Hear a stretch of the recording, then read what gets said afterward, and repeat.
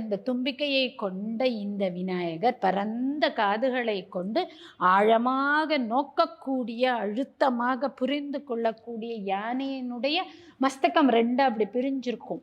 இந்த ரெண்டு பிரிவு எதை காமிக்கிறதுனா, மனிதர்களுக்குள்ள இருக்கக்கூடிய ஈடா நாடி பிங்களா நாடி இணையும் இடம் இது. இந்த இடத்துல எப்போ இணையறதோ, அதாவது இந்த இடம் நெற்றி பொட்டு அதுக்கு பின்பக்கம், இந்த இடத்துல இணையிற இடத்துல ஒரு பிரிவு இருக்கும் யானைக்கு கரெக்டா.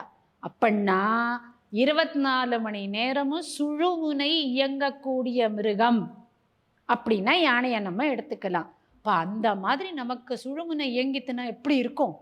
இதை நான் பிரம்மஞானத்திலேயே உள்ளேயே அமர்ந்து திளைத்து கொண்டு அதையே அனுபவமாக, அதையே சாப்பாடாக, அதையே உணர்வாக நான் எடுத்துக்கொள்வதன் மூலியமாக நீங்கள் கேட்கும் ஒவ்வொரு காரியத்திலும் வெற்றியை தரக்கூடிய அமைப்பில் அமர்ந்திருக்கிறேன் அப்படின்னு சொல்றது தான் விநாயகருடைய தலபாகம்.